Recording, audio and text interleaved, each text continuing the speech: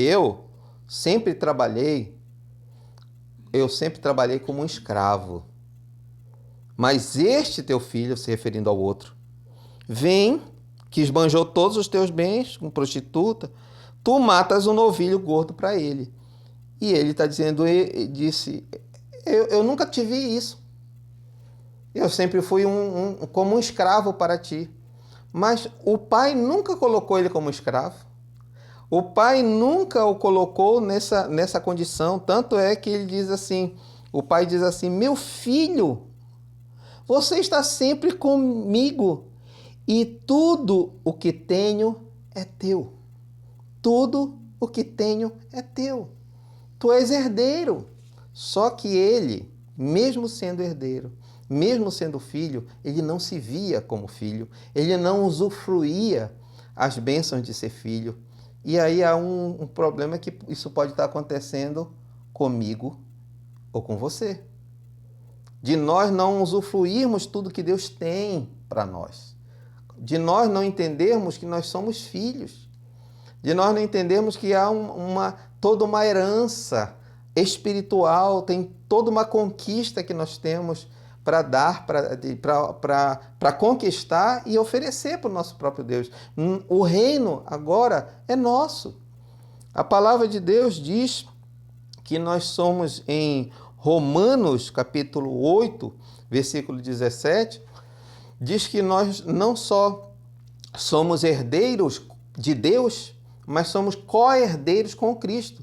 Ou seja, nós não só usufruímos aquilo que como a nossa parte de herdeiro, mas o nosso irmão mais velho, Jesus, que tem direito à maior parte da herança do reino, ele divide a herança dele conosco. Os privilégios do reino conosco, comigo e com você. Nós somos herdeiros de Deus e co-herdeiros com Cristo. Isso é muito importante nós entendermos. E usufruirmos e mergulharmos na bênção e chegarmos a Deus, não só, Senhor, eu sou teu servo, o que tu queres que eu faça? Não, nós temos que entender que nós somos colaboradores junto com Deus. A obra é nossa também, não é só dele. Nós somos essa lavoura que está diante de nós, essa colheita que está dentro de nós. Nós não vamos fazer porque nós somos obrigados a fazer, não vamos fazer porque nós somos obrigados a servir a Ele pregando o Evangelho. Não, nós estamos junto com Ele. Essa seara é nossa também, o campo é nosso também. E Ele nos chama para nós junto com eles, é uma associação. Nós não somos, como diz aqui, assim, fazer as coisas como servos, como escravos. Nós temos que fazer as coisas como filhos, como herdeiros, como recebendo parte daquilo que Deus está dispondo para nós. As nossas orações, as coisas que nós pedimos a Ele, nós pedimos em nome de Jesus, porque nós fazemos parte e Ele se alegra por ser o nosso Pai, Ele se alegra de partilhar conosco aquilo que é dele. E nós podemos usufruir, e o filho que é filho, ele não abandona. Esse primeiro filho, ele também não agia como filho, ele também não entendeu o que era ser filho. Ele pensou que ele só podia, como filho, só usufruir daquilo que o pai tinha, mas ele não entendeu que aquilo que o pai tinha já era dele, já era parte, ele podia já estar usufruindo daquilo. Então, esse princípio é para nós. Tudo o que tenho é teu, no versículo 31. Tudo o que tenho é teu, creia nisso. Tudo que é do Pai é teu. Toda a abundância que existe no reino do nosso Pai é meu e é teu. E Ele está dizendo isso para mim e para você hoje. Tudo o que eu tenho é teu. Amém? E tem mais uma coisa que eu quero também compartilhar com você. Vamos voltar lá para Hebreus, no capítulo 6, versículos 1 e versículo 2. Hebreus 6. Diz assim: portanto, deixemos os ensinos elementares a respeito de Cristo e avancemos para a maturidade, sem lançar novamente o fundamento do arrependimento de atos que conduzem à morte, que são as obras mortas, né? Da fé em Deus, da instrução a respeito dos batismos, da imposição de mãos, da ressurreição dos mortos e do juízo eterno. Assim faremos, se Deus permitir. Olha só o que esse texto, até o versículo 2, quando diz juízo eterno. Esse texto aqui está falando algo que tem a ver com essa questão de ser filho e de ser herdeiro. E antes de eu explicar esse texto aqui, eu quero ir com você lá para Gálatas, capítulo 4, versículo 1. 4, 1, que diz assim: digo, porém, que, enquanto o herdeiro é menor de idade, em nada difere de um escravo, embora seja dono de tudo. Vou repetir. Se você não encontrou aí, não tem problema. Vou repetir aqui o texto. Gálatas, capítulo 4, versículo 1. Digo, porém, que, enquanto o herdeiro é menor de idade, em nada difere de um escravo, embora seja dono de tudo. O que está dizendo aqui? Que esse é um princípio, inclusive, legal, jurídico. Existe isso, inclusive, na lei brasileira. Que enquanto a pessoa ela é menor, ela vai precisar de um tutor. Ela não vai poder usar a sua fortuna, mesmo sendo um herdeiro, enquanto é menor de idade. Aí, aqui eu quero chamar a sua atenção, baseado no que está escrito aqui em Hebreus, que o autor de Hebreus, alguns dizem que o autor de Hebreus é Paulo, justamente por causa desse texto aqui, em que parece muito o que ele diz para a igreja de Corinto. O que é que ele diz? Olha, eu não pude falar para vocês como espirituais, mas sim como carnais, como crianças. A única coisa que eu posso dar para vocês é leite, porque vocês não têm maturidade para comer comida sólida. Aqui ele fala mais ou menos a mesma coisa, mas falando uma questão interessante. Ele diz, olha, eu não posso dar um ensino mais profundo para vocês se vocês ainda estão naquela base, naquele básico a respeito da fé. Olha o que ele diz que é básico, ou seja, que não deveríamos mais ainda estar nessas coisas. Quais são esses fundamentos que nós já devíamos ter passado deles, já está em outro nível de ensino? O arrependimento das obras mortas, a fé em Deus, entender sobre os batismos,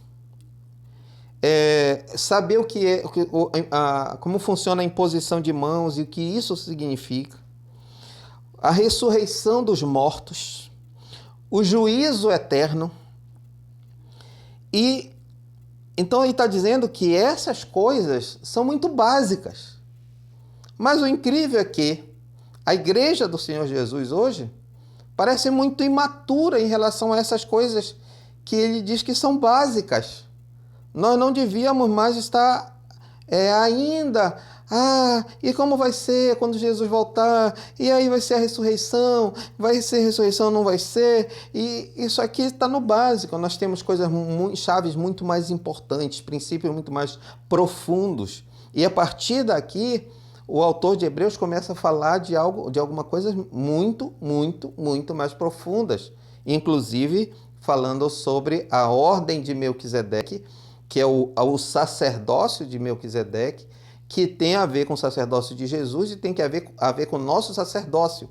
E se nós não entendemos esse sacerdócio, muita coisa do que nós vivemos, ela vai ficar numa superficialidade. Então, aqui está dizendo que muito do que nós não avançamos, não progredimos, não tomamos posse, até a qualidade das nossas orações, do entendimento que nós temos da palavra, está justamente porque nós ainda estamos como uma criança. Como uma pessoa que, embora sendo filho, nós não estamos nos apossando da herança justamente porque nós somos menores ainda, infantis. Não chegamos à maioridade espiritual, porque quando nós chegamos à maturidade espiritual, é que essas coisinhas que a gente ainda fica, não sei quem não olhou para mim, não sei quem não me deu bom dia, não deu boa noite, não sei quem não me deu parabéns quando eu aniversariei. Quando a gente ainda está nisso, nós ainda não estamos usufruindo da herança. É isso que eu quero que você entenda.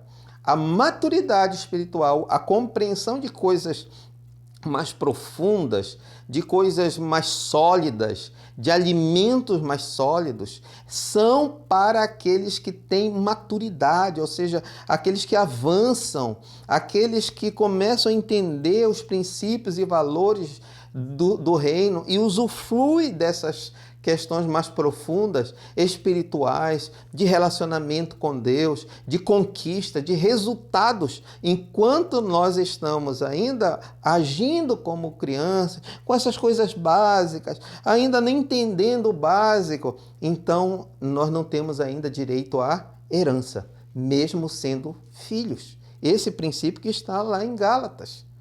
E diz, é tão forte que diz em Gálatas, que diz que o menor de idade em nada se difere do servo.